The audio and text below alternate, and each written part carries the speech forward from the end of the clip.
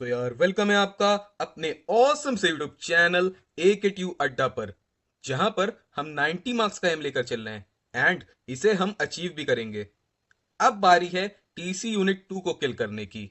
Okay, सो आगे notes short and crisp रहने वाले हैं ताकि वो हमारे दिमाग में इजीली घुस सकें। ग्राफिक्स का भी यूज किया गया है ताकि चीजें आसानी से हमें समझ आएं। इंपॉर्टेंट, मोस्ट इंपॉर्टेंट क्वेश्चंस ही बताए गए हैं कि किन क्वेश्चंस पे हमें ज्यादा फोकस करना है एंड कौन से क्वेश्चंस लेस इंपॉर्टेंट हैं। क्वांटम को भी रेफर करेंगे जहां पे नीड होगी एंड 90 मार्क्स के लिए स्पेशल स्ट्रैटेजी एंड टिप्स भी बताई जाएंगी। ऑल्सो ये सारे videos as per new updated syllabus हैं, तो बिल्कुल भी चिंता करने की जरूरत नहीं है। सिर्फ अपने को शांत दिमाग से वीडियोस सुनने हैं। इन 5 वीडियोस के बाहर आपको कुछ भी पढ़ने की जरूरत नहीं है, ठीक है। एंड हाँ, ये यूनिट लंबी तो है बट बहुत ज्यादा मजेदार है एंड बहुत बहुत इजी है, तो डरना मत। सो जैसा कि मैंने फर्स्ट वीडियो में बताया था, AKTUTC external examination is all about keywords. बस कीवर्ड सही लिखो बाबू। अंदर का कंटेंट शायद ही कोई भी एग्जामिनर पढ़ता होगा। इतना टाइम ही नहीं होता एग्जामिनर के पास कि आपका पूरा आंसर पढ़े। इसीलिए इन वीडियोस में कीवर्ड्स पर फोकस किया है कि आप एग्जाम में सही कीवर्ड्स लिख कर आओ, जिससे कि मार्क्स गारंटीड हो जाएंगे, ठीक है। नेक्स्ट है हमारा यूनिट 2 का सिलेबस। इतना बड़ा यूनिट 2 का सिलेबस था तो हमारा सर चकरा जाता है, लेकिन इसको इजी करने के लिए मैंने इसे 4 पार्ट्स में डिवाइड कर दिया है। पहले हमें इस चैप्टर में पढ़ना है सीवी, देन इंटरव्यू के बारे में जानना है, then third GD, that is group discussion, and fourth seminar. तो बस याद कर लो, यूनिट 2 में 4 चीजें थी: CV, interview, GD and seminar. And ये सारी क्या है? These are different communication skills for career building.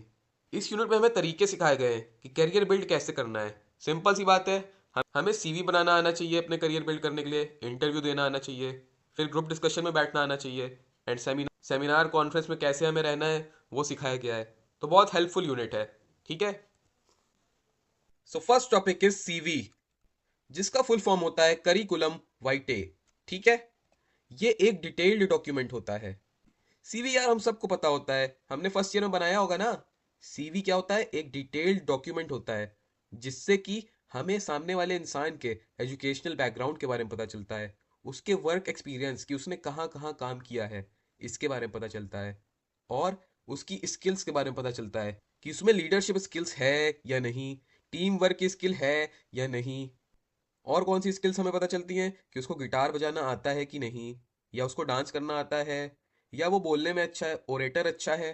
तो ये सारी चीज़ें सीवी में मेंशन्ड होती हैं, जिससे कि हम एक इंसान को जज कर सकते हैं कि उसके अंदर क्या क्या स्किल्स हैं। और क्या सीवी में रहता है? फोर्थ थिंग इज अचीवमेंट्स, कि उसने पास्ट में क्या क्या अचीवमेंट्स हासिल करी हैं। जैसे कि कोई अपने स्कूल में कैप्टन रहता है, हेड बॉय रहता है, तो अचीवमेंट लिख जाती है। किसी ने कोई ओलंपियाड जीता होता है, आपने भी जीता होगा ओलंपियाड्स वगैरह, तो ओलंपियाड मेंशन रहता है। या अपने हम बीटेक की अचीवमेंट्स के बारे में बात करें, तो कोई हैकाथॉन जीत के आता है, कोई जीके क्विज दूसरे कॉलेज में जाके जीत के आता है। सो ये सारी अचीवमेंट्स भी सीवी में मेंशन रहती हैं। तो समझ गए सीवी क्या है? समझ गए, सीवी एक ऐसा डिटेल्ड डॉक्यूमेंट है जिससे कि हमें सामने वाले के एजुकेशनल बैकग्राउंड, उसके वर्क एक्सपीरियंस, उसकी स्किल्स एंड उसकी अचीवमेंट्स के बारे में पता चलता है। ओके, इसके क्या फंक्शंस हैं? सीवी का फंक्शन ये होता है कि वो सामने वाले को इंट्रोड्यूस कर दे, उसकी वर्क हिस्ट्री बता दे, उसकी क्वालिफिकेशंस के बारे में बताए कि उसने 10th किस बोर्ड से पास किया, 12th किस बोर्ड से पास किया, बीटेक किस यूनिवर्सिटी से कर रहा है, कितने मार्क्स के साथ बीटेक कंप्लीट किया, ठीक है। सो क्वालिफिकेशंस के बारे में बताता है सीवी। एंड फोर्थ, उसकी रिसर्च एंड पब्लिकेशंस के बारे में बताता है। अभी तो आप सेकेंड ईयर में हो, जब आगे बढ़ोगे थर्ड एंड फोर्थ ईयर में, तो मिनी प्रोजेक्ट्स, मेजर प्रोजेक्ट्स हम करते हैं, ठीक है। तो अगर वो प्रोजेक्ट्स कहीं पब्लिश्ड होते हैं या रिसर्च पेपर बनता है उसका, तो उसको भी हम सीवी में मेंशन करते हैं। अब कई बच्चों को सीवी और रिज्यूमे में कंफ्यूजन आ रहा होगा, तो बस 5 मिनट रुको, सब क्लियर हो जाएगा। लेकिन अभी अगर मैं सिंपल वर्ड्स में बताना चाहूँ, तो सीवी एक डिटेल्ड डॉक्यूमेंट होता है जो 2-3 पेजेस इंक्लूड करता है, जबकि रिज्यूमे एक समरी होती है, छोटा डॉक्यूमेंट होता है 1 पेज का, ठीक है। So I think so CV clear होगा। एंड 2 मार्क्स में हमेशा पूछा जाता है व्हाट इज सीवी। तो तो अपन लोग तो क्लियर कर लेंगे, ठीक है, कि व्हाट इज सीवी। यहाँ पे एक एग्जांपल है सीवी का, देखो। नेम मेंशन है, ईमेल आईडी मेंशन है, फ़ोन नंबर मेंशन है, बर्थ डेट मेंशन है। यानी इस पार्ट से हमें इंट्रोडक्शन के बारे में पता चला। देन सेकंड, रिसर्च के इंटरेस्ट, देन उसकी एजुकेशन, देन पब्लिकेशन कि कहाँ कहाँ उसके रिसर्च पेपर पब्लिश्ड हुए हैं, कॉन्फ्रेंसेज एंड कोर्सेज कौन कौन से कोर्स उसने किए हैं, जैसे ऑटो कैड का कोर्स कोई करता है, कोई C++ का कोर्स करता है, तो वो भी हम CV में मेंशन करते हैं। फोर्थ, टीचिंग एक्सपीरियंस कि मान लो किसी को अगर टीचिंग का एक्सपीरियंस है तो वो मेंशन किया है। वर्क एक्सपीरियंस, देन सर्टिफिकेशंस क्या क्या हैं उसके पास। तो भाई CV में इंसान भर भर के अपनी डिटेल्स डाल देता है, भर भर के अपनी तारीफ करता है। उसी डॉक्यूमेंट को CV कहते हैं। तुम भी बहुत सारी अचीवमेंट्स ले लो भाई, तुम भी फोर्थ ईयर तक बहुत सारी अचीवमेंट्स ले लो, ताकि CV 8-10 पेजेस का बन जाए और इंटरव्यूअर परेशान हो जाए कि भाई ये कौन बंदा है। ठीक है, तो बना दो CV अपना 8-10 पेजेस का। Next is parts of CV। CV में कौन कौन से पार्ट होते हैं, तो यार इसको तो खुद से लिख दोगे। इंट्रोडक्शन का पार्ट होता है, पहला पार्ट इंट्रोडक्शन होता है, जिसमें नेम एड्रेस ईमेल होता है। मैं बता दूं, यही सारे कीवर्ड्स हैं, ये सिर्फ कीवर्ड्स लिखें। आपको जब एग्जाम में लिखना होगा ना तो इसको फैला के लिख देना, ठीक है, 3-3 लाइन में, बढ़िया से 3-4 पेजेस भर जाएंगे। ठीक है। सो फर्स्ट पार्ट होता है इंट्रोडक्शन, जिसमें हमें नेम बताना रहता है, अपना अपना एड्रेस देना रहता है, अपना ईमेल देना रहता है, अपना फ़ोन नंबर देना रहता है। ठीक है। सेकंड, अपनी एजुकेशन बता दो भाई कि तुमने 10th कहाँ से कंप्लीट किया, 12th कहाँ से कंप्लीट किया, ग्रेजुएशन कहाँ से कंप्लीट किया, पोस्ट ग्रेजुएशन कहाँ से कंप्लीट किया। ठीक है। थर्ड क्या बताओगे, अपनी स्किल्स कि तुम में क्या स्किल्स हैं, तुम में लीडरशिप क्वालिटी है, टीम वर्क की है, पंक्चुअल हो। ठीक है, ये सारी स्किल्स बता देनी है। Fourth, work experience. भाई CV में ये तो बताओगे ना कि पहले कहाँ कहाँ काम किया है। अगर किसी नई जॉब के लिए अप्लाई कर रहे हो, स्विच करना चाह रहे हो, तो पिछली कंपनी के बारे में बताओगे ना। सो वर्क एक्सपीरियंस बताओ, जिसमें कि 5 कंपनीज का मेंशन रहेगा। फिफ्थ, अचीवमेंट्स, क्या क्या आपको अवार्ड मिले हैं, best employee of the year, student of the year, fresher of the year. ठीक है, ये सब मेंशन नहीं करना रहता।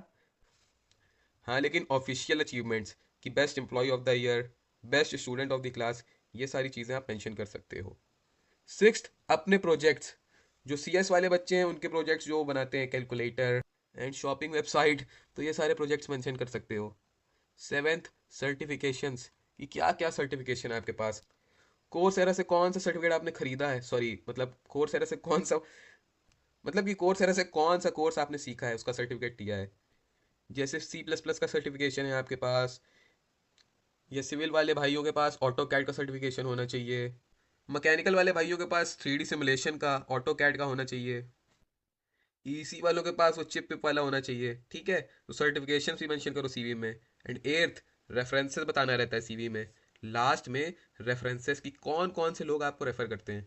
लिंक्डइन तो देखा ही होगा ना भाई, तुम्हारे शहर में लिंक्डइन चलता है ना, तो किसी की प्रोफाइल लिंक्डइन पे खोलोगे तो नीचे रेफरेंसेस का कॉलम आता है कि कौन कौन से लोग, कौन से CEO, कौन से टीचर्स आपको रिकमेंड कर रहे हैं। तो CV में रेफरेंसेस भी मेंशन करना ज़रूरी होता है कि which people are recommending you. ठीक है, सिंपल सी बात है। आंखें बंद करो और एक CV को इमेजिन करो। ठीक है, तो पहले उसमें अपना क्या बताओगे, इंट्रोडक्शन बताओगे, फिर अपनी एजुकेशन बताओगे, फिर अपना वर्क एक्सपीरियंस बताओगे, फिर अपनी स्किल्स बताओगे कि मुझे आता क्या क्या है, फिर अपनी अचीवमेंट्स बता देना कि मैंने क्या क्या जीता है, फिर प्रोजेक्ट्स बताना, सर्टिफिकेशन बताना एंड रेफरेंसेस। सिंपल, इजी, खत्म। ठीक है, तो चलो बढ़ते हैं आगे। अपना सेकंड टॉपिक है रेज्यूमे। अब रेज्यूमे क्या होता है, this is summary of CV। CV का छोटा फॉर्मेट रिज्यूमे होता है। ठीक है, it is a professional document. Resume एक प्रोफेशनल डॉक्यूमेंट होता है। जब भी हम किसी को हायर करना चाहते हैं, किसी एम्प्लॉय को रिक्रूट करना चाहते हैं, उस प्रोफेशनल काम के लिए रेज्यूमे का यूज होता है। That is why it is a professional document. Third, it provide summary of educational background, work experience, skills and achievement. पीछे भी हमने पढ़ा था, यही सारी चीज़ें CV भी बताता है। तो सेम थिंग, रेज्यूमे हमें समरी प्रोवाइड करता है एक इंसान के एजुकेशनल बैकग्राउंड की, उसके वर्क एक्सपीरियंस की, उसकी स्किल्स की एंड उसके अचीवमेंट की। ठीक है। नेक्स्ट, रेज्यूमे का पर्पस क्या होता है, इट इंट्रोड्यूसेस द कैंडिडेट। अपने आप को CEO मान लो। ठीक है, बेवकूफ़.com का अपने आप को CEO मान लो और तुम्हें किसी को हायर करना है, तो उसने अपना रिज्यूमे दिया तो उससे क्या क्या पता चलता है, इट इंट्रोड्यूसेस द कैंडिडेट। समझे मेरे बेवकूफ डॉट कॉम के सीईओ, कि उस रेज्यूमे से आपको सामने वाले का इंट्रोडक्शन पता चलेगा। Second thing, it reflects candidates personality. उस रेज्यूमे से उस कैंडिडेट की पर्सनैलिटी के बारे में पता चलता है, ठीक है, कि उसमें लीडरशिप स्किल्स हैं, उसमें टाइम मैनेजमेंट की स्किल्स हैं, या उसने पास्ट में ऐसे कुछ काम किए हैं जिससे उसकी लीडरशिप का पता चले। एंड थर्ड पर्पस रेज्यूमे का क्या होता है? Short listing. 100 रेज्यूमे आपके पास आते हैं, उसको पढ़कर आप शॉर्टलिस्ट करते हो, 100 में से 15 लोगों को छांटते हो जिनको इंटरव्यू के लिए बुला सको, ठीक है। तो रेज्यूमे बहुत इंपॉर्टेंट डॉक्यूमेंट है जिससे कि हम कैंडिडेट्स को शॉर्टलिस्ट करते हैं। क्लियर? तो सिंपल सी बात है, resume is summary of CV. Got it? चलो आगे बढ़ते हैं।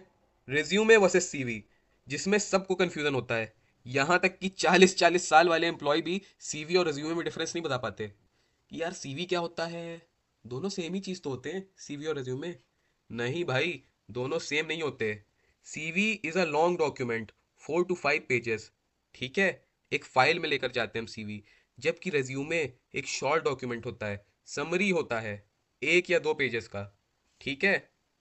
अभी आप कंपनीज में अप्लाई करोगे तो कुछ कंपनीज आपसे रेज्यूमे मांगेंगी एंड कुछ कंपनीज सीवी, ठीक है। तो डिफरेंस यही है, रेज्यूमे 1-2 पेज का होता है जिसको हम प्रिंट करा लेते हैं, एंड जब सीवी बनाओगे तो उसमें कई सारे लिंक्स ऐड करते हो, अपने प्रोजेक्ट की लिंक ऐड कर देते हो, अपने अचीवमेंट सर्टिफिकेट्स की लिंक ऐड कर देते हो सीवी में, ठीक है। So CV is a long document, resume is a short document of 1-2 pages.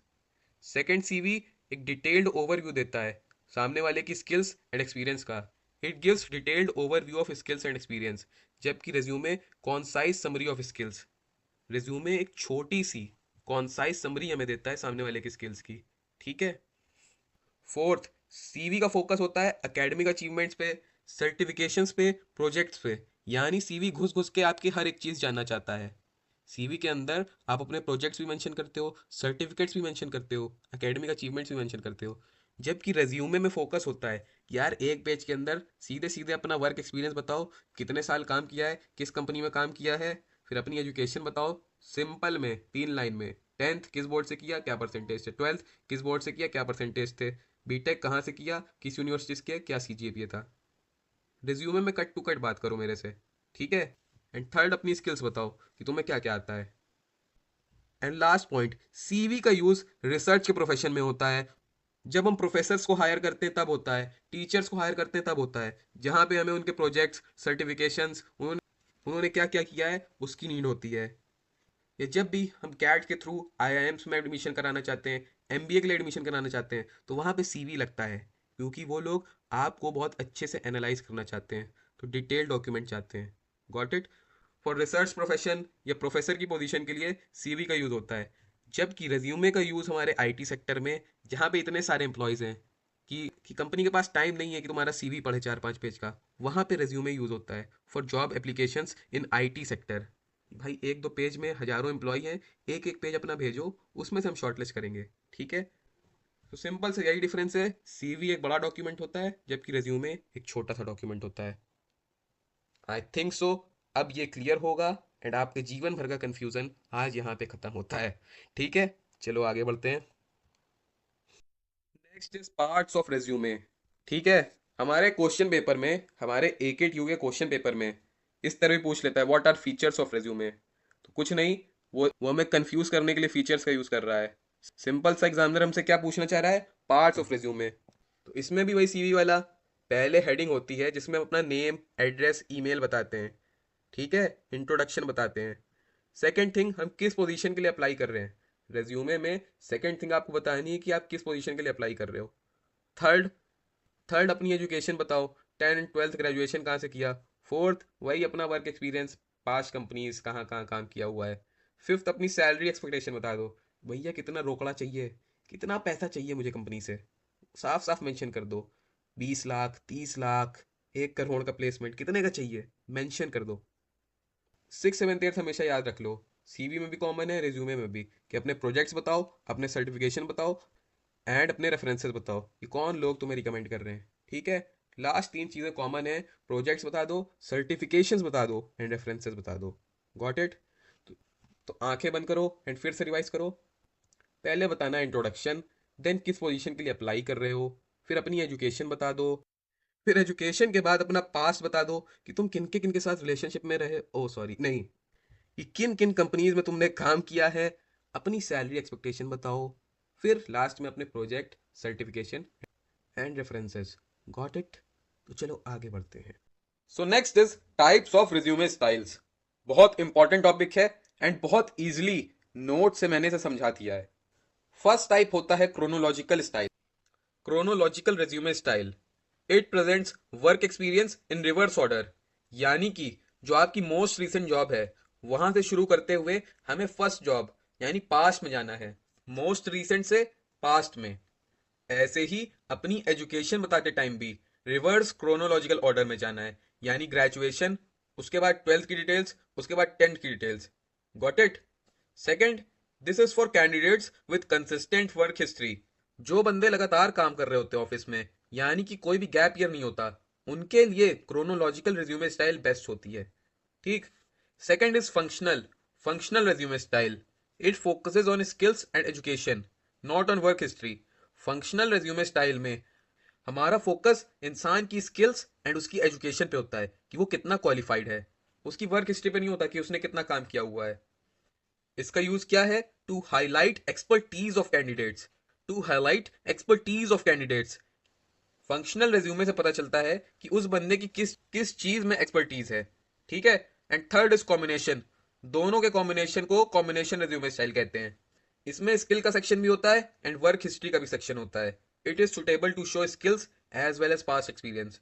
जिस इंसान को अपनी स्किल्स भी बतानी है एंड पास्ट एक्सपीरियंस भी बताना है, उसके लिए होता है कॉम्बिनेशन रिज्यूमे स्टाइल। ठीक है। तो इंपॉर्टेंट क्वेश्चन है एंड साथ ही साथ बहुत ही ईजी है और हमने इसे समझ लिया है। बहुत इंपॉर्टेंट क्वेश्चन है, most important question is resume format. आपको AKTU के एग्जाम में रेज्यूमे लिखने को आएगा कि अपना रेज्यूमे लिखो। ठीक है। तो उसका फॉर्मेट समझ लो। पहले अपना इंट्रोडक्शन बताना। ठीक है। जैसे यहाँ पे बताया गया है, अपना नाम लिखना, जैसे कि अगर तुम्हारा नाम समय रहना है तो समय रहना। फिर अपना एड्रेस बता देना, Borivali east Mumbai, city Mumbai, state Maharashtra, pin code 211013। Email बता देना, समय रहना indias.latin.com। ठीक है। तो फर्स्ट पार्ट में अपना इंट्रो बताना, फिर सेकंड में अपना ऑब्जेक्टिव बता देना कि कौन सी पोजीशन के लिए तुम्हें ज्वाइन करना है। तो किसी पैनल में जज बनना चाहते हो, या किसी कंपनी का CEO बनना चाहते हो, या इंटर्न करना चाहते हो, तो अपना ऑब्जेक्टिव बता देना। ठीक है। फिर अपनी एकेडमिक डिटेल्स की, कहाँ से तुमने स्कूलिंग की, क्या बैचलर डिग्री है तुम्हारी। फिर एग्जाम में एक्सपीरियंस लिख देना अपना कि मैंने इस कंपनी में काम किया है। अपना कोई भी प्रोजेक्ट मेंशन कर देना, जैसे कि तुम करते हो असल में भी, वैसे ही एग्जाम की आंसर शीट में कोई भी प्रोजेक्ट मेंशन कर देना। ठीक है। फिर लास्ट में रेफरेंसेस कि किसने तुम्हें रेफर किया लिख देना, referred by Narendra Modi ji, referred by Rahul Gandhi ji. ठीक है। इस तरह आपको 7 मार्क्स के लिए या 10 मार्क्स के लिए अपना रेज्यूमे लिखना रहेगा। तो प्रैक्टिस कर लेना, फॉर्मेट याद कर लेना। ठीक है। Most important question. ओके। तो यार अगर आप रोड मैप बाय करना चाहते हो तो 9 रुपीज़ पर यूनिट के हिसाब से हमने रोड मैप बनाया है, आप बाय कर सकते हो। फर्स्ट टेक्निकल कम्युनिकेशन स्किल जो आनी चाहिए वो है interview skill. Okay. Now sir what is interview? Interview interaction है दो लोगों के बीच, जिससे हम सामने वाले की नॉलेज टेस्ट करते हैं, एलिजिबिलिटी टेस्ट करते हैं। Eligibility for what? वो एक जॉब भी हो सकती है, प्रमोशनेबल पोजीशन भी हो सकती है। ऑल्सो इंटरव्यू के थ्रू हम परफॉर्मेंस भी चेक करते हैं। हम सब ने आज तक कभी ना कभी तो इंटरव्यू दिया ही होगा ना। हम कॉलेज के सेकंड ईयर में हैं, इंटरव्यू तो दिया ही होगा। अरे भैया सोसाइटीज में जब रिक्रूटमेंट होते हैं तब इंटरव्यू के थ्रू ही तो होता है। सबके कॉलेज में सोसाइटीज होंगी, वहां हमने इंटरव्यू कभी ना कभी फेस किया ही होगा। ठीक है। तो इंटरव्यू क्लियर है आई गेस। ऑब्जेक्टिव क्या होते हैं? To select a person for any specific task, normal सी बात है यार, लिख देना to select a person. To monitor performance, normal सी बात है भाई, लिख देना। And to collect information. Collect information कैसे? क्योंकि जितनों का इंटरव्यू लेते हैं, जितने लोगों का हम इंटरव्यू लेते हैं, उतने व्यूज हमें पता चलते हैं। कलेक्शन ऑफ व्यूज होता है, कलेक्शन ऑफ डेटा होता है। So interview killed. Next, attributes of an employee. Attributes मतलब क्या जानते हो? कैरेक्टरिस्टिक, क्या क्या आना चाहिए। अच्छे एम्प्लॉय को। फर्स्ट है technical skills, second analytical skill, third mental agility, fourth communication skills, fifth flexibility and sixth leadership skills. Leadership तो सब अपनी सीवी में लिखते हैं, ठीक है। Leadership skills, technical skills, technical skills मतलब पाइथन जावा ये सब, ठीक है। जो पाइथन जावा में आती है वो टेक्निकल स्किल्स में आता है। एनालिटिकल स्किल्स मतलब प्रॉब्लम को एनालाइज करके सॉल्यूशन निकालना, कितना जल्दी हम एनालाइज करके प्रॉब्लम को सॉल्यूशन देते हैं, that is the test of our analytical skill. Third mental agility, complex से कॉम्प्लेक्स प्रॉब्लम में भी कंफर्टेबल रहना, माथे पर शिकन नहीं आना। मतलब कि अगर मुझे कॉम्प्लेक्स प्रॉब्लम दे दी गई तो मेरे पास दो ऑप्शन है, या तो मैं टेंशन लेके सोचता रहूं या तो कंफर्टेबली उसके सॉल्यूशन पर फोकस करूं। तो मेंटल एजिलिटी है कि हमारा माइंड कितना पावरफुल है कि हम कंफर्टेबल रहकर सॉल्यूशन पर फोकस कर सकते हैं, ठीक। फ्लेक्सिबिलिटी, किसी भी सिचुएशन में अपने आप को अडेप्ट कर लेना, this is flexibility. And I hope communication skill and leadership तो क्लियर ही होगा। Okay, so let's move further. Next topic is preparation for an interview. Interview के लिए हम क्या क्या तैयारी कर जाएं। तो जब ऐसे क्वेश्चन आए, जब एग्जामिनेशन हॉल में आप बैठे हो और ये क्वेश्चन आ जाए, तो सबसे अच्छा तरीका क्या होता है ना, अपने आप को अज्यूम कर लो कि आप खुद इंटरव्यू देने जा रहे हो, ठीक है। तो आप अपने आप को कैसे तैयार करोगे, वही कॉपी में लिख दो। सो हम इंटरव्यू देने जा रहे हैं तो पहले हम पहले स्टेप में क्या करेंगे, सेल्फ एनालिसिस। अपनी स्ट्रेंथ के बारे में जानेंगे, अपनी वीकनेसेस के बारे में जानेंगे, क्योंकि इंटरव्यू में जा रहे हैं, ठीक है। तो हमें अपनी स्ट्रेंथ के बारे में पता होना सबसे ज्यादा जरूरी है। First step, know your strength and weaknesses. Second step, to find out how relevant we are for the job we are seeking. मतलब जहां पे इंटरव्यू देने जा रहे हैं, जिस जॉब के लिए इंटरव्यू देने जा रहे हैं, हम वहां पे रेलिवेंट हैं भी कि नहीं। अब आप हो इंजीनियर, ठीक है, और इंटरव्यू चल रहा है डॉक्टर के लिए, तो we are 0% relevant to that job. तो वहां देने जाने का मतलब ही नहीं है ना। तुम स्ट्रेंथ और वीकनेस क्या अपनी एनालाइज करोगे भाई, तुम तो वहां के लिए रिलेटेबल ही नहीं हो, ठीक है। सो सेकंड स्टेप में हम कितने रेलिवेंट है जॉब के लिए ये देखना है। Third step is to gather information about the history function of the organisation, ठीक है। अब मान लो आप कोई कंपनी एक्स में अप्लाई करने जा रहे हो, या मान लो आप अमेजोन में अप्लाई करने जा रहे हो, ठीक है। तो जनरली आप जहां अप्लाई करते हो ना, उसकी हिस्ट्री क्या क्या काम करती है उसके बारे में आपको पता होना चाहिए, क्योंकि उससे क्वेश्चन पूछे जा सकते हैं। तो हमें जब हम जा रहे हैं अपनी प्रिपरेशन में, उस कंपनी की हिस्ट्री के बारे में क्या क्या काम करती है, ये सारी इंफॉर्मेशन गैदर करके रखनी चाहिए, ठीक। Fourth step, to imagine the kind of questions likely to be asked and their probable answer. बताते नहीं हमारे मम्मी पापा बचपन में, शीशे के सामने बैठकर प्रैक्टिस करो, ठीक है। तो आप भी इंटरव्यू में जाने से पहले अपने से क्वेश्चन फॉर्म करो और आंसर देने का ट्राई करो, जिससे कि हम प्रिपेयर्ड रहते हैं, फुली प्रिपेयर्ड। ओके, तो पहले हमने सेल्फ एनालाइज किया, स्ट्रेंथ को जाना, सेकंड स्टेप में रेलिवेंस को जाना, थर्ड स्टेप में इंफॉर्मेशन गैदर की कंपनी की हिस्ट्री के बारे में, फोर्थ स्टेप में इमेजिन किया कि क्या क्या क्वेश्चन पूछे जा सकते हैं, final step to discuss with a few employees of the company about its work culture. जब आप इंटरव्यू देने पहुंच चुके हो, या मान लो 2-3 दिन बाद आपका इंटरव्यू है, तो वहां पे जो एम्प्लॉय काम कर रहे हैं वहां के वर्क कल्चर के बारे में जानो, कैसे कंपनी काम करती है, अच्छे से इंटरव्यू लेते हैं, फ्रेंडली इंटरव्यू लेते हैं, या एटीट्यूड में इंटरव्यू लेते हैं, ठीक है। तो ये सारी तैयारियां करके इंटरव्यू में जाओगे तो भैया अमेजोन क्या, मेटा क्या, आप क्या पता इस अर्थ के बाहर रिक्रूट हो जाओ, ठीक है। तो क्या क्या स्टेप सीखे, एक बार फिर से रिवाइज करो। सेल्फ एनालिसिस किया, अपनी स्ट्रेंथ को जाना, सेकंड स्टेप में रेलिवेंस को जाना अपनी, थर्ड स्टेप में इंफॉर्मेशन गैदर की कंपनी के बारे में, फोर्थ स्टेप में काइंड ऑफ क्वेश्चन जो पूछने वाले हैं वो हमने अज्यूम किए, ठीक है। फाइनल स्टेप में एम्प्लॉयज के साथ डिस्कस किया कि क्या वर्क कल्चर है, ठीक है। सो यार नेक्स्ट टॉपिक है ग्रुप डिस्कशन, जिसको हम प्यार से जीडी बोलते हैं। तो ये एक ओरल कम्युनिकेशन सिचुएशन है, यानी कि यहाँ पे हम ओरली चीजों को प्रेजेंट करते हैं, ठीक है। Small number of professionals meet to discuss a problem. अब ग्रुप डिस्कशन तो सबने देखा ही होगा, ऐसे हम टेबल पे 5-6 लोगों को बैठा दिया जाता है, एक टॉपिक दे दिया जाता है और हम सबसे बोला जाता है कि आप इस टॉपिक पर अपने विचार प्रेजेंट करो, ठीक है। तो एक ओरल कम्युनिकेशन सिचुएशन है जहां पे कई सारे प्रोफेशनल्स मीट करते हैं, टेबल पर बैठते हैं टू डिस्कस अ प्रॉब्लम। इससे क्या होता है, to know different views of participant. सब अलग अलग दिमाग के हैं, सब अपने अलग अलग व्यूज प्रेजेंट करते हैं, जनरेट्स पाइल ऑफ आइडियाज। यार ये जो हमारा ऑर्गेनाइजर था, अगर ये अकेले सोचता तो इसके पास सिर्फ सिंगल आइडिया होता, लेकिन ग्रुप डिस्कशन करने से हमारे पास नंबर ऑफ आइडियाज आ जाते हैं, generates file of ideas. GD broadens the perspective of a participant, यानी मैं एक लिमिट तक सोच सकता था, लेकिन जब मैं ग्रुप डिस्कशन में बैठता हूँ तो मैं 10 लोगों की बातें सुनता हूँ, तब मुझे समझ आता है कि अच्छा यार ये चीज इस एक्सटेंट पे भी जा सकती थी, इस टॉपिक का ये पहलू भी हो सकता था। तो इससे क्या होता है, हमारा पर्सपेक्टिव थोड़ा ब्रॉड होता है। ठीक है।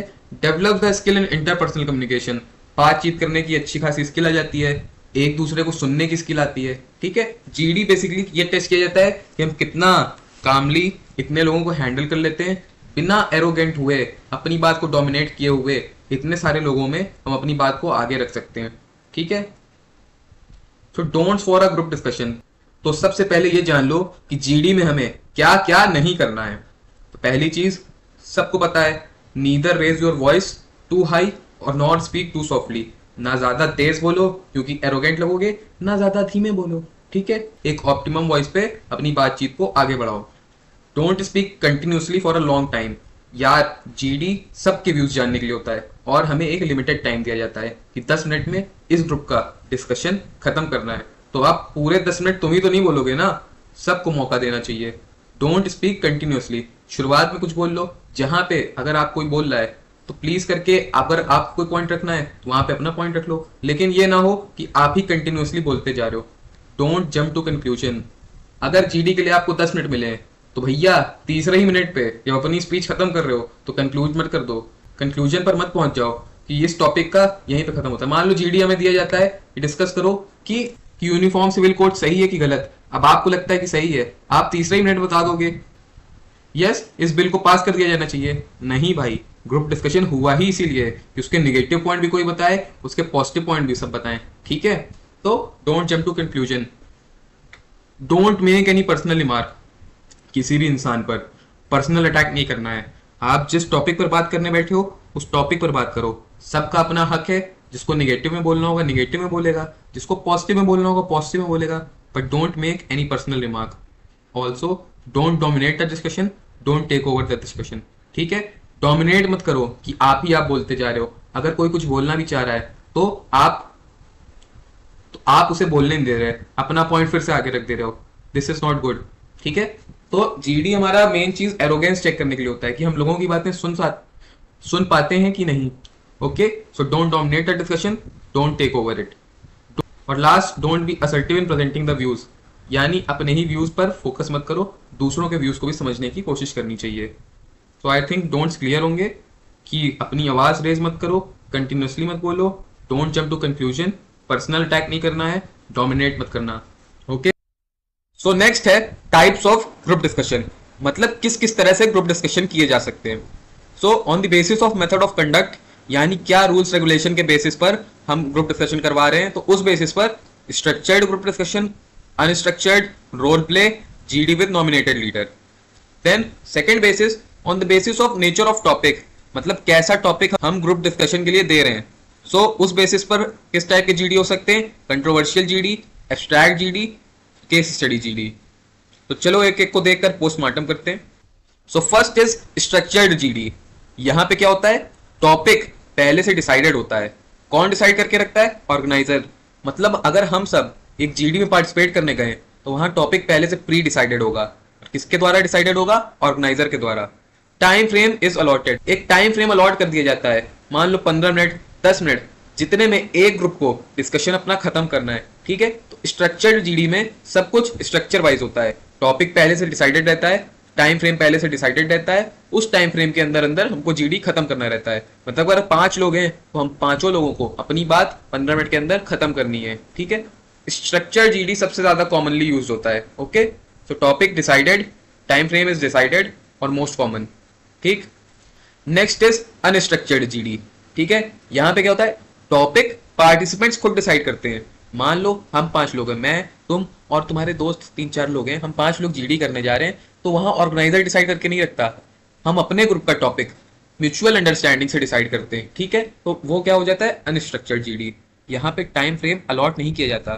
ठीक है। या तुम अपनी म्यूचुअल अंडरस्टैंडिंग से टाइम फ्रेम अलॉट कर लेते हैं कि यार हम सब लोग 20 मिनट लेते हैं, इसमें अपने को जीडी खत्म करना है। नहीं तो जिसको जितनी देर बोलना है यार बोलते रहो। अनस्ट्रक्चर्ड जीडी है, कोई स्ट्रक्चर नहीं है, बोलते रहो, रुक जाओ, जो करना है करो। ठीक है। सो टॉपिक पार्टिसिपेंट्स डिसाइड करते हैं, टाइम फ्रेम अलॉटेड नहीं होता, और सबसे कम यूज किया जाता है यार ये लीस्ट यूज्ड है, ठीक है, अनस्ट्रक्चर्ड जीडी। तो डिफरेंस क्या हुआ, स्ट्रक्चर्ड में हमारे पास टॉपिक प्री डिसाइडेड होता है, टाइम फ्रेम अलॉटेड रहता है, जबकि अनस्ट्रक्चर्ड में टॉपिक डिसाइडेड नहीं रहता, पार्टिसिपेंट डिसाइड करते हैं और टाइम फ्रेम भी अलॉटेड नहीं होता। आई थिंक क्लियर होगा स्ट्रक्चर्ड और unstructured. Let's move further. Third is role play GD. Role play GD trick बना लो। रोल प्ले मतलब एक प्ले हो रहा है जहां पे हमें रोल दिया जाता है, उस तरह का जीडी है ये, ठीक है। Participants are given specific roles to play, ठीक है। एक हमें सिचुएशन दे दी जाएगी, मान लो पार्लियामेंट की सिचुएशन है, तो किसी को राहुल गांधी बना दिया जाएगा, किसी को नरेंद्र मोदी जी बना दिया जाएगा, किसी को नीतीश जी बना दिया जाएगा, किसी को ममता बनर्जी बना दिया जाएगा, ठीक है। तो वहां हम अपने रोल के विद इन बोलेंगे, हमारी जो भी माइंडसेट हो, हमारी जो भी विचारधारा हो, लेकिन अगर हमें ममता बनर्जी का रोल मिला है तो उस रोल के विद इन रोल्स, मतलब उस रोल के अंदर रहते हुए हमें डिस्कशन को करना है और प्रॉब्लम को सॉल्व करना है, ठीक है। सो रोल प्ले जीडी में पार्टिसिपेंट को रोल दे दिए जाते हैं, ठीक है, जिसको हमें निभाना रहता है। उसी के अंदर रहते हुए हमें टॉपिक को डिस्कस करना है और उस जो प्रॉब्लम दी गई है, जो भी टॉपिक दिया गया है, उसका सोल्यूशन फाइंड करना रहता है, ठीक है। तो रोल प्ले जीडी, यहाँ पे हमें रोल दे दिए जाते हैं। Clear. Next is GD by nominated leader. इसका क्या मतलब है, जनरली क्या होता है ना, जब हम जीडी में जाते हैं, जब हम 5 लोग गए जीडी में, तो हम सब बराबर है, all participants are treated as equal, ठीक है। No one is nominated as leader of a group discussion. Generally ऐसा ही होता है, स्ट्रक्चर्ड अनस्ट्रक्चर्ड रोल प्ले सब बराबर होते हैं, सारे पार्टिसिपेंट्स इक्वल होते हैं, प्योर डेमोक्रेसी। लेकिन जीडी बाय नॉमिनेटेड लीडर में क्या होता है ना, यहाँ पे हम 5 में से किसी एक को लीडर नॉमिनेट कर दिया जाएगा। अब वो या तो जो फैसिलिटेटर है, सॉरी जो ऑर्गेनाइजर है, वो हम 5 में से किसी को लीडर बना देगा, नहीं तो हम 5 अपनी म्यूचुअल अंडरस्टैंडिंग से किसी एक को नॉमिनेटेड लीडर बना देते हैं, ठीक है। वो क्या करता है, इनिशिएट करता है और समराइज करता है जीडी को, मतलब उस ग्रुप डिस्कशन की शुरुआत भी वही करेगा जो लीडर है, और समराइज भी करेगा, सारे जितने 5 लोगों ने बोला ना, सबके पॉइंट्स लेकर जो लास्ट में समरी निकलती है उसको लीडर बताता है, ठीक है। तो जीडी बाय नॉमिनेटेड लीडर, जिसमें कि एक लीडर नॉमिनेट कर दिया जाता है पार्टिसिपेंट्स के बीच में से ही, ओके। तो क्या क्या हो गए, structured GD, unstructured GD, GD by nominated leader and role play GD, ठीक है। आई होप ये सब क्लियर होगा। और हाँ यार, इन नोट्स को बनाने में ही बहुत मेहनत लगती है, इसीलिए मेरे वीडियोस 1 मंथ 1.5 मंथ इतने गैप पर आते हैं, क्योंकि मैं जो नोट्स देना चाहता हूँ वो एकदम परफेक्ट रखना चाहता हूँ कि तुम्हें देख कर ही समझ आ जाए, किसी को एक्सप्लेन करने की जरूरत ही ना पड़े। तो यार प्लीज इतनी मेहनत को रिवॉर्ड कर दिया करो, सब्सक्राइब कर लो अगर पसंद आ रहा है पढ़ाना और नोट्स अच्छे लग रहे हैं तो, और कमेंट कर बताओ कि कैसा लग रहा है पढ़ के।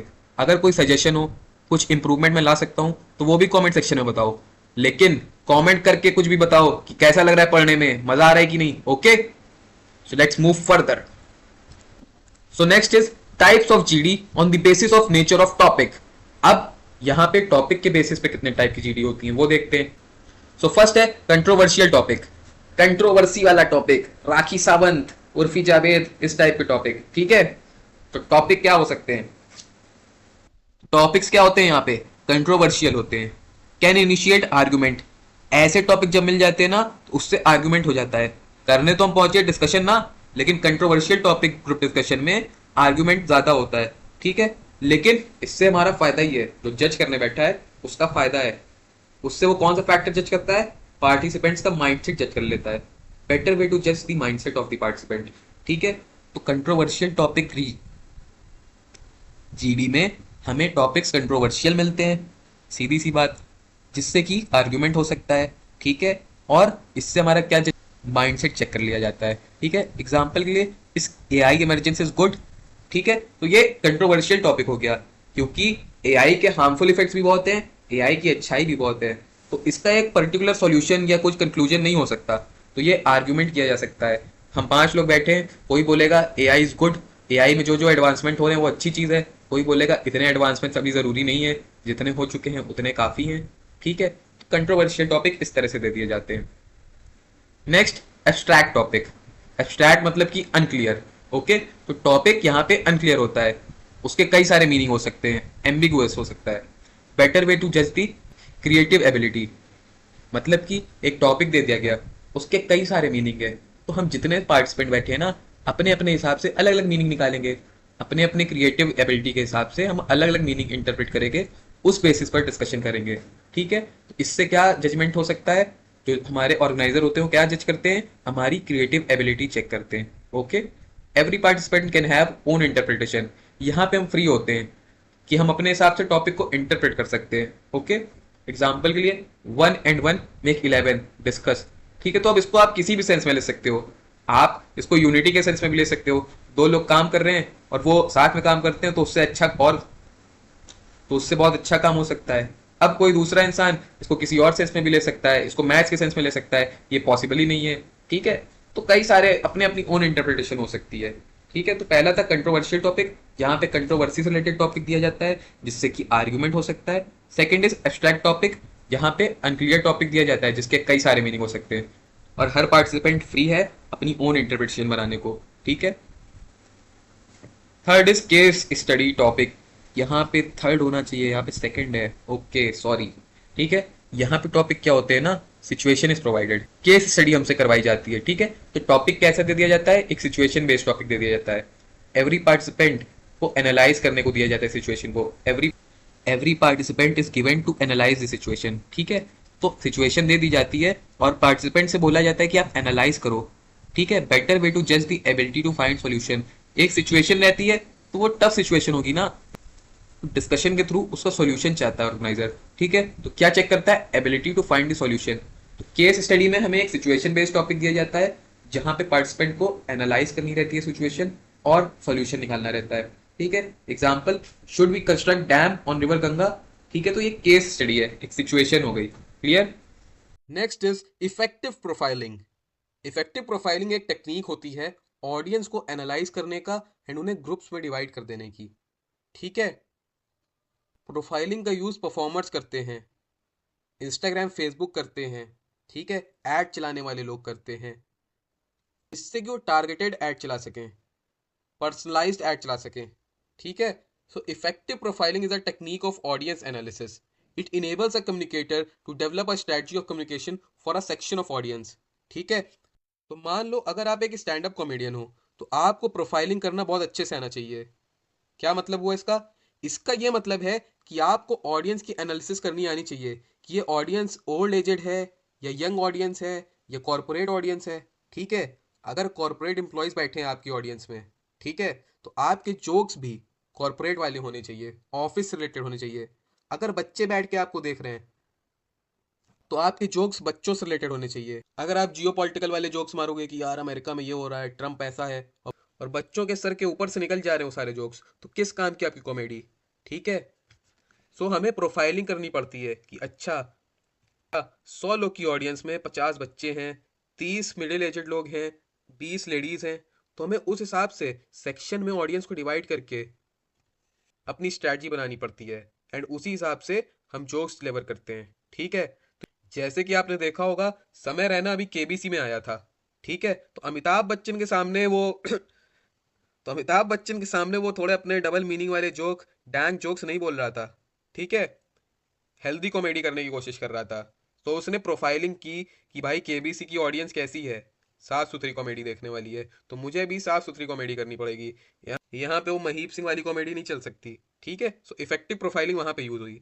तो ये तो एक एग्जांपल हुआ स्टैंड अप कॉमेडी में इफेक्टिव प्रोफाइलिंग कैसे हम कर सकते हैं।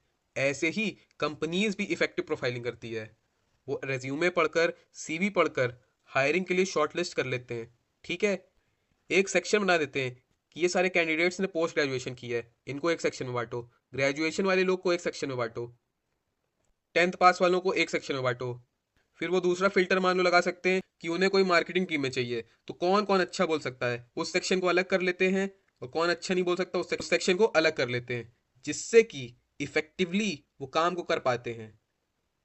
Got it. And third case इसका है एड का।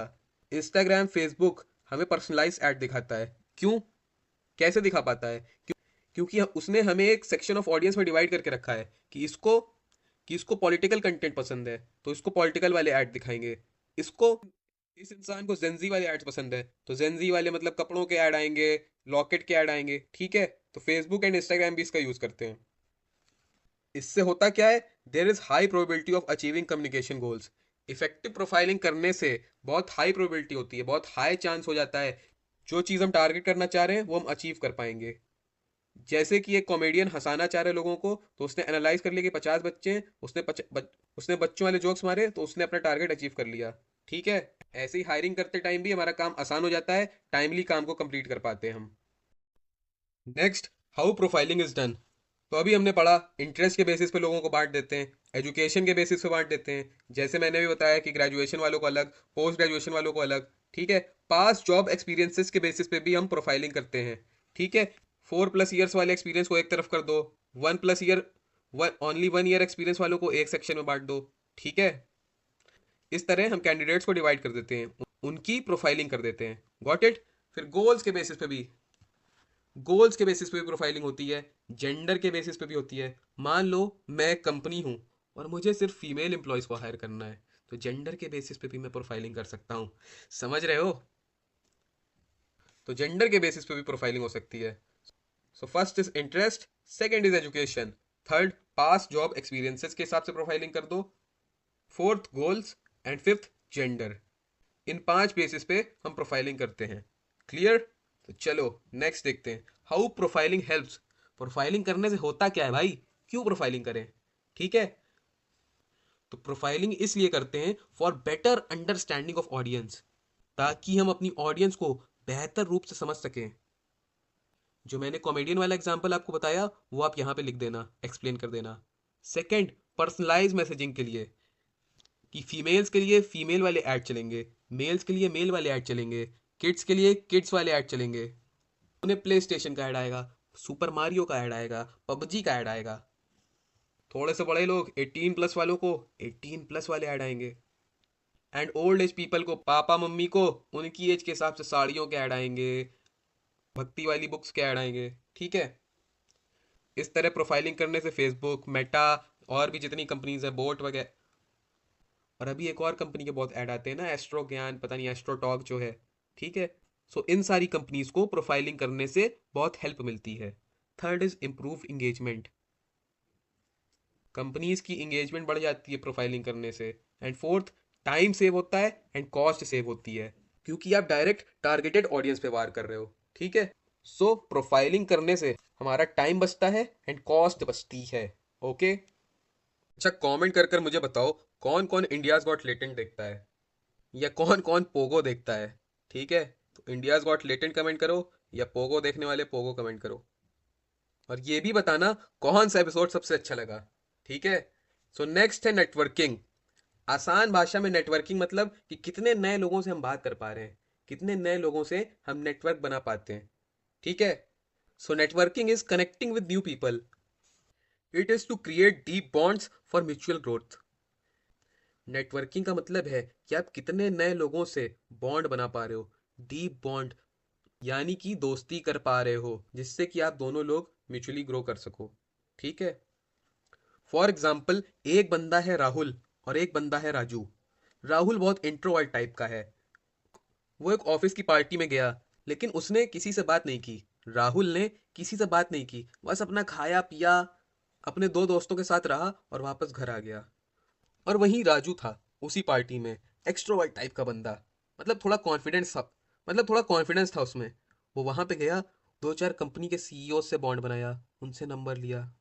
उसने 2-4 कंपनी की एचआर से बात करी, उनका नंबर लिया। Hi, this is Raju, can I get your number please. ठीक है, उसने नंबर लिया। धीरे धीरे उसने नए कनेक्शंस बनाए, तो राजू ने इन 4 एचआर को कांटेक्ट किया, उसमें से 2 ने उसे जॉब ऑफर कर दी। तो हुई ना राजू की ग्रोथ। यानी कि नेटवर्किंग कॉर्पोरेट वर्ल्ड में बहुत इंपॉर्टेंट चीज़ है। जितने नए लोगों से आप बॉन्ड बनाते हो, आप अपना सर्कल आप अपना सर्कल जितना एक्सपैंड करते हो, उतना ग्रो करने के चांसेस बढ़ जाते हैं, उतना नई नई चीज़ें सीखने के चांसेस बढ़ जाते हैं। अब ये तो हुई जॉब की बात। उसने वहाँ, राजू ने और भी कई लोगों से बात की, अलग अलग डोमेन के। उसको पता चला अच्छा, गेमिंग में भी मैं जा सकता हूँ, गेमिंग में भी इतना पैसा है। फिर उसने एक यूआई यूएक्स डिजाइनर से दोस्ती करी, उससे बात करने पे उसे पता चला अच्छा, मैं तो सोचता था सिर्फ कोडिंग कोडिंग कोडिंग ही लाइफ है, यहाँ देखो यूआई यूएक्स डिजाइनर कितना पैसा कमा रहा है। फिर वो एक सोशल मीडिया मैनेजर से मिला, उसको पता चला अच्छा, ऐसी भी कोई पोस्ट होती है कि सिर्फ किसी कंपनी का इंस्टाग्राम हैंडल करने का 10-10 लाख रुपए मिलता है। सो नेटवर्किंग से उसकी लर्निंग अपॉर्चुनिटी कितनी बढ़ गई। और राहुल तो बिना कुछ सीखे आ गया, बस उसने शाही पनीर का सुख लिया, और इतनी नॉलेज जो वो गेन कर सकता था उसमें उसका लॉस हो गया। सो मेरी तुम लोगों से रिक्वेस्ट है, नेटवर्किंग करना सीख लो। यूट्यूब पे वीडियो देखो, कैसे बातचीत की जाए, कैसे नए लोगों से घुला मिला जाए, क्योंकि ये स्किल आपकी पूरी लाइफ में बहुत काम आने वाली है। Got it? So networking is connecting with new people. And इसके बेनिफिट्स क्या होते हैं? हमारा सर्कल एक्सपैंड होता है, एक्सपैंडिंग सर्कल, लर्निंग होती है, ग्रोथ होती है हमारी। And third, support system.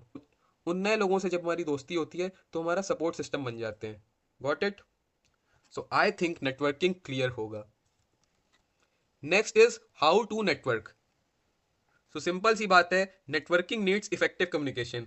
ये तो हमें समझ में आ गया कि हमें बातचीत की स्किल्स में मास्टर करना पड़ेगा, ठीक है? तभी नेटवर्किंग ईजिली पॉसिबल हो पाएगी। इसके लिए क्या टिप्स है? कि बिल्ड ट्रस्ट, किसी से झूठ मत बोलो। जब भी दोस्ती का हाथ बढ़ाओ, एक जेन्युइन अप्रोच रख के आगे बढ़ो, ठीक है? सिर्फ अपना फायदा देखकर दोस्ती मत करो, ट्रस्ट बिल्ड करो। Second, active listening. जब भी बात करो, सामने वाले को भी बोलने का मौका दो, उसकी बातों को एक्टिवली सुनो, तब रिस्पॉन्ड करो। Third is empathy. अगर कोई अपनी प्रॉब्लम बता रहा है, आपको एम्पथी के साथ सुनना है, उसका मजाक नहीं उड़ाना। Fourth is appreciate. उनको समय समय पे अप्रिशिएट करो। And fifth, conflict resolution. अगर कभी कॉन्फ्लिक्ट उत्पन्न हो जाता है आप दोनों के बीच, तो उसको रिजॉल्व करो, ठीक है? ये ईगो, दुश्मनी, ये सब छोटी चीजें हैं। सिर्फ एक लाइफ मिली है, सो जल्द से जल्द कॉन्फ्लिक्ट को रिजॉल्व करो और आगे बढ़ो। Got it? So how to network को हमने खत्म कर लिया है, ठीक है? सो अगले पार्ट में है statement of purpose, SOP. Very important topic, बहुत ज्यादा इंपॉर्टेंट टॉपिक है, ठीक है? सो एसओपी क्या होता है? एसओपी एक लेटर होता है। It is a written essay that applicant submit to universities and organisation to show how you are a good fit for the programme you have applied to. समझे? दरअसल अभी हम ग्रेजुएशन में है ना, तो एकेटीयू में इतनी सारी सीट्स हैं, हर जगह इतनी सारी सीट्स हैं कि हमें एसओपी सबमिट करने की ज़रूरत नहीं पड़ती। हमें कॉलेजेस को ये बताने की ज़रूरत ही नहीं पड़ती कि क्यों हमें एडमिशन दें। लेकिन मास्टर्स करते टाइम, यानी कि एमबीए करते टाइम, आईआईएम्स, फॉरेन यूनिवर्सिटीज़ हमसे एसओपी मांगती हैं। वो कहती हैं कि भाई एक रिटर्न ऐसे लिखो और हमें बताओ, कॉलेज को बताओ कि तुम क्यों गुड फिट हो, तुम में ऐसी क्या खासियत है कि हम तुम्हें अपनी यूनिवर्सिटी में एडमिशन दें। That is statement of purpose. कि आप अपना पर्पस बताते हो कि मुझे आपकी यूनिवर्सिटी से ये फ़ायदा होगा, मैं ये कंट्रीब्यूट कर सकता हूँ, मेरा इंटेंट क्या है, मैं क्या सीखने आ रहा हूँ, ठीक है? So SOP helps to set an applicant apart from others. यानी कि 100 बच्चे एसओपी लिखते हैं, तो आपको अपना स्टेटमेंट ऑफ पर्पस अच्छे से अच्छा लिखना है, ताकि आप बाकी एप्लीकेंट से अलग शाइन कर सको। ओके? सो एसओपी कुछ नहीं है, एक रिटन लेटर है, एक रिटन ऐसे है जो कि कैंडिडेट लिखता है यूनिवर्सिटी को, ये बताने के लिए कि मैं क्यों अच्छा हूं आपके कॉलेज में एडमिशन लेने के लिए। Got it? Next is strategy for making good SOP. क्या क्या हमें एसओपी में डालना चाहिए जिससे कि वो लेटर बहुत अच्छा बन सके? सो फर्स्ट है, एक कंपेलिंग स्टोरी बतानी है अपने को। यानी कि हमें ये बताना है कि कैसे मैं एक छोटे शहर का था और आपकी फॉरेन यूनिवर्सिटी में एडमिशन लेके मुझे एक एटमॉस्फेयर मिलेगा जिससे कि मैं ग्रो कर सकूंगा। मेरे घर की फाइनेंशियल हालत ख़राब थी, आपकी यूनिवर्सिटी में एडमिशन लेने से मेरे करियर में 4 चांद लग जाएंगे। एंड थर्ड कंपेलिंग स्टोरी आप बता सकते हो कि मुझे फिजिक्स में बहुत इंटरेस्ट है, आपकी यूनिवर्सिटी में बेस्ट फैकल्टीज हैं फिजिक्स की, मुझे उनसे सीखना है ताकि मैं अपनी फिजिक्स की नॉलेज को और वास्ट कर सकूं, इस दुनिया को उस फिजिक्स की नॉलेज से बहुत हेल्प कर सकूं। तो इस तरह की कंपेलिंग स्टोरी अपने को बतानी है। सेकंड पॉइंट ये बताना है कि हम में क्या यूनिक स्किल्स हैं, हमारी क्या यूनिक अचीवमेंट है, ठीक है? भाई 20 बच्चों में कुछ तो अलग करना पड़ेगा ना, तो आपको अपनी यूनिक स्किल्स बतानी है, यूनिक अचीवमेंट्स बतानी है। थर्ड, शो योर मोटिवेशन, कि भाई मुझे क्यों ज्वाइन करना है। मेरा गोल है कि नई इन्वेंशन करके लोगों की, मैनकाइंड की हेल्प हो सके, तो अपनी इस तरह की मोटिवेशन भी हमें बतानी है। फोर्थ, ऑर्गेनाइजेशन के बारे में रिसर्च करके लिखना है। जब एसओपी बनाओगे, जब वो लेटर लिखोगे, तो आपको ऑर्गेनाइजेशन को रिसर्च करके वो सारी चीज़ें लिखनी है। जैसे कि अगर आप लिख रहे हो ना कि मुझे फिजिक्स, कि आपके यहाँ फिजिक्स बहुत अच्छी पढ़ाई जाती है, तो उस प्रोफेसर का नाम लिखो। Since this professor is world renowned, पूरे विश्व में फेमस हैं, इसीलिए मुझे इन्हीं प्रोफेसर से पढ़ना है, इसके लिए यही मैं आपकी यूनिवर्सिटी में एडमिशन ले रहा हूँ। या एक और रिसर्च आप लिख सकते हो कि आपकी लैब्स बहुत अच्छी हैं, वर्ल्ड क्लास लैब्स हैं, इसलिए मुझे आपको ज्वाइन करना है। Got it? तो ये सारी चीज़ें अगर आप पर्सनलाइज चीज़ें लिखोगे तो कॉलेज वाले खुश हो जाएंगे और तुमको तुरंत एडमिशन दे देंगे। ठीक है। And fifth, be specific. ज़्यादा बड़ा ऐसे नहीं लिखना, ज़्यादा बड़ा लेटर नहीं लिखना, स्पेसिफिक चीज़ें लिखनी है। Got it? तो क्या स्ट्रैटेजी अपनानी है हमें? एक कंपेलिंग स्टोरी सुनाओ, अपनी यूनिक स्किल्स एंड अचीवमेंट बताओ, क्यों ज्वाइन करना है, मोटिवेशन बतानी है अपने को। फोर्थ, ऑर्गेनाइजेशन के बारे में रिसर्च करके रखो। And fifth, be specific, concise manner में बतानी है चीज़ें। Got it? तो चलो बढ़ते हैं आगे। थर्ड पार्ट है एसओपी का, लास्ट टॉपिक है पार्ट्स ऑफ एसओपी। एसओपी में कौन कौन से सेक्शन होते हैं? तो भाई सब में पहला तो इंट्रोडक्शन होता है। हमें उस ऐसे में अपने आप को इंट्रोड्यूस करना पड़ेगा कि मैं ये हूँ, मेरा नाम राजू है, मेरे गांव का पता ये है। सो पहली चीज़ इंट्रोडक्शन।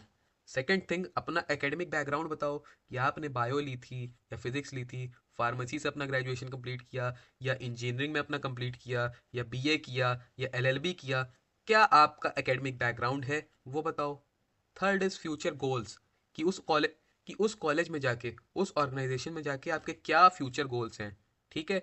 तो थर्डली हमें गोल बताना है। फोर्थ, एक्सपीरियंस बताओ।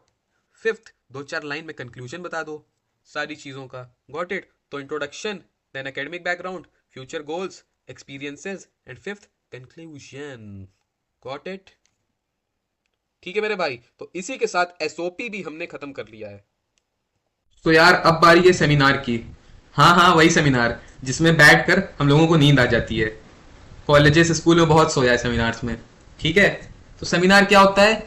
एक फॉर्मल मीटिंग होती है, फॉर्मल डिस्कशन होता है। ये भी एक टेक्निकल कम्युनिकेशन स्किल है। अपनी बातों को प्रेजेंट करने के लिए हम सेमिनार का भी यूज करते हैं। ठीक है। एक फॉर्मल मीटिंग होती है जहां पे एक समझदार व्यक्ति, एक बुद्धिमान व्यक्ति स्टेज पर खड़ा होकर बहुत सारी जनता को, बहुत सारी ऑडियंस को इंफॉर्मेशन देता है। कैसी इंफॉर्मेशन? Useful information. ठीक है। अगर हंसी मजाक चल रहा है तो भाई उसे सेमिनार नहीं बोलेंगे, उसे स्टैंड अप कॉमेडी बोलेंगे। ठीक है। एंटरटेनमेंट प्ले प्ले चल रहा है इसी स्टेज पर, इसी ऑडिटोरियम के स्टेज पर अगर प्ले प्ले चल रहा है तो उसे एंटरटेनमेंट बोलेंगे, सेमिनार नहीं बोलेंगे। लेकिन जब यूजफुल इंफॉर्मेशन एक्सचेंज हो रही है, एकेडमिक से रिलेटेड इंफॉर्मेशन चेंज हो रही है, पढ़ाई लिखाई से रिलेटेड इंफॉर्मेशन चेंज हो रही है, तब वो क्या हो जाता है? Seminar. So it is a formal meeting held for exchange of useful information. इतना कॉपी में लिख कर आना। या तो बिजनेसमैन सेमिनार करते हैं हमारे कॉलेजेस में आके, इंडस्ट्री पीपल करते हैं, एकेडमिक्स करते हैं। Okay. During a seminar people present their research, new process, new technology in order to get the views of others. Seminar में क्या होता है? या तो कोई नई रिसर्च होती है, यानी नई कोई स्कीम या नया कोई तरीका। ठीक है। एंड न्यू टेक्नोलॉजी, या जो भी न्यू टेक्नोलॉजी है उसको सेमिनार में प्रेजेंट किया जाता है। क्या क्या प्रेजेंट किया जाता है? रिसर्च, न्यू प्रोसेस या न्यू टेक्नोलॉजी। क्यों किया जाता है? ताकि सारे लोगों का व्यूज मिले। ठीक है। सो नेक्स्ट है method of conducting a seminar. अपने को तीन प्रिपरेशन करनी है, तीन मेथड से। फर्स्ट, प्रेजेंटेशन प्रिपरेशन, प्रेजेंटेशन के ऊपर प्रिपरेशन, देन स्पीकर की प्रेजेंटेशन की प्रिपरेशन, और third, influencing the audience. Okay. इन तीन चीजों का ध्यान रखेंगे तो हमारा सेमिनार बहुत अच्छा कंडक्ट होगा। प्रेजेंटेशन पे प्रिपरेशन, यानी जो हम स्लाइड्स दिखा रहे हैं उस पर क्या क्या प्रिपरेशन करनी है, वहां पे स्लाइड्स में प्रेजेंटेशन का गोल मेंशन होना चाहिए। ठीक है। मॉडिफाई करो अपनी प्रेजेंटेशन को ऑडियंस के हिसाब से। अगर इंटरनेशनल ऑडियंस है, फॉन्ट स्टाइल उस हिसाब से रखो, नेशनल ऑडियंस है उस हिसाब से रखो। ठीक है। क्लियर मैसेज, बड़े बड़े पॉइंट्स नहीं, क्लियर मैसेज, स्ट्रक्चर्ड कंटेंट होना चाहिए। यूजिंग थ्योरेटिकल स्ट्रैटेजीज इफेक्टिवली, यानी अगर आपकी प्रेजेंटेशन क्लियर होगी, अच्छे से स्ट्रेटजाइज्ड होगी, तो लोगों को सीधे समझ आ जाएगी चीजें, उतना स्पीकर का रोल कम हो जाएगा। ठीक है। स्पीकर की प्रेजेंटेशन, तो अब क्या क्या प्रिपरेशन करके रखनी चाहिए? वॉइस क्वालिटी का ध्यान रखना चाहिए, प्रोनाउंसिएशन स्किल्स को इंप्रूव करके रखना चाहिए, ताकि सेमिनार का जो इफेक्ट है ना ऑडियंस पे बहुत ही अच्छा जाए। ठीक है। वॉइस क्वालिटी अच्छी होनी चाहिए, प्रोनाउंसिएशन स्किल्स अच्छी होनी चाहिए, speak more confidently and expressively, यानी जो भी बोलो कॉन्फिडेंस के साथ बोलो और एक्सप्रेसिव रहो, जेस्चर्स का यूज करो। Thinking on our feet, developing presentation simple, यानी प्रेजेंटेशन को देखकर स्पॉन्टेनियस रहो, चीजों को स्पॉन्टेनियसली सोचते रहो। Enhancing our message to build audience confidence and harmony, अपना जो मैसेज आप कन्वे करने गए हो उसको ऐसा इनहैंस करो कि ऑडियंस भी कॉन्फिडेंस हो जाए कि हाँ यार ये जो बता रहे हैं वो बहुत सही चीज है और इनका पर्सपेक्टिव भी सही है, जो जिसको हम परसुएशन कहते हैं। ठीक है। Third is influencing the audience, अब ऑडियंस को इन्फ्लुएंस करोगे सेमिनार में तभी तो सही रहेगा ना भिड़ू। तो कैसे इन्फ्लुएंस करना है? इमीडिएट इंप्रेशन बना लो, तुरंत जाओ, तुरंत इंप्रेशन बनाओ। ऐसी लैंग्वेज का यूज करो जिससे कि ऑडियंस से कनेक्शन फील हो। जो भी मैसेज है फर्स्ट 60 सेकेंड में बता दो, तभी वो आपसे कनेक्शन फील करेंगे। नहीं तो उन्हें लगेगा ये मेरे क्लाम नहीं तो उन्हें लगेगा ये मेरे काम का सेमिनार है ही नहीं, जैसे हम लोगों को लगता था। अगर कोई आईएएस या आईपीएस हमारे अगर कॉलेज में आता था, स्कूल में आता था, तो हम बड़ा ध्यान से सुनते थे, क्योंकि हम तुरंत कनेक्ट कर लेते थे कि हाँ यार मुझे ये बनना है। लेकिन वही सेम चीज अगर कोई रिसर्चर आके अपनी रिसर्च बताने लगता है तो हम बोर हो जाते हैं, कनेक्ट नहीं कर पाते ना। लेकिन अगर वही रिसर्चर शुरुआत के 60 सेकंड में बता दे कि ये रिसर्च हमारे लाइफ को कैसे इम्पैक्ट कर रही है, तो ऑडियंस तुरंत कनेक्ट हो जाती है। ठीक है, तो ये सब बहुत इंपॉर्टेंट होता है। Body language, gestures, eye contact का बहुत इंपॉर्टेंट रोल है। ठीक है, तो जब भी सेमिनार में बोल रहे हो eye contact, gestures and body language का यूज करना। और स्पीकर को क्वेश्चन एंड आंसर सेशन को अच्छे से मैनेज करना आना चाहिए। आप जिस भी टॉपिक पर सेमिनार दे रहे हो उससे रिलेटेड सारे क्वेश्चन एंड आंसर आपको आने चाहिए। ठीक है, नेक्स्ट है tips to improve a seminar. कैसे आप सेमिनार को इम्प्रूव कर सकते हो और अच्छा बना सकते हो। ठीक है, तो सेमिनार में अगर बोलने जा रहे हो तो प्रैक्टिस करके जाओ। ठीक है, नर्वस एनर्जी को एक्साइटमेंट में ट्रांसलेट करो। ठीक है, सेमिनार में जाने से पहले अगर आप बोलने जा रहे हो तो यार सबको नर्वसनेस होती है, तो उसको एक्साइटमेंट में कन्वर्ट करो। ये सोचो कि इतनी बड़ी अपॉर्चुनिटी मुझे मिली है, मैं कुछ तो टैलेंटेड हूँगा। ठीक है, थर्ड, अटेंड अदर्स प्रेजेंटेशन, यानी और लोगों की प्रेजेंटेशन आप देखो, सीखो कि क्या क्या प्रॉब्लम्स है। अगर आप पहले से बैठे रहोगे आपको पता चल जाएगा, अच्छा माइक में इधर जाने से चैं चैं का साउंड आता है, उधर जाने से अच्छा कनेक्शन बनता है। तो अटेंड अदर्स प्रेजेंटेशन, आपको और कॉन्फिडेंस आएगा। अराइव अर्ली, ये तभी कर पाओगे जब जल्दी आओगे। एडजस्ट टू सराउंडिंग, जल्दी आके तुम सराउंडिंग से एडजस्ट होने का मौका मिलता है। अगर आप जिस हॉल में रहते हो एग्जामिनेशन हॉल में थोड़ी देर पहले पहुंच जाते हो ना, तो आप कंफर्टेबल हो जाते हो, सराउंडिंग से। वहीं अगर 9:30 का पेपर है और आप 9:25 पे एंटर करते हो तो हड़बड़ हड़बड़ हो जाती है ना। तो जिस भी जगह जाना है, चाहे वो एग्जामिनेशन हॉल ही क्यों ना हो, arrive early, adjust to surrounding. Similarly seminar में भी जल्दी जाओ और सराउंडिंग से एडजस्ट हो। अगर ज़्यादा नर्वसनेस हो रही है, डीप ब्रीथिंग करो, स्माइल करो। ठीक है, गहरी गहरी सांसें लो, तो अपने आप कॉन्फिडेंट हो जाओगे, सेमिनार अच्छा जाएगा। क्या क्या करना है सेमिनार को इम्प्रूव करने के लिए? प्रैक्टिस करो। ठीक है, नर्वस एनर्जी को एक्साइटमेंट में कन्वर्ट करो, दूसरों की प्रेजेंटेशन पे जाओ, सीखो क्या क्या प्रॉब्लम आ रही है, कैसे में डील करना है, जल्दी जाओ, सराउंडिंग से एडजस्ट करो, डीप ब्रीथिंग एंड स्माइल।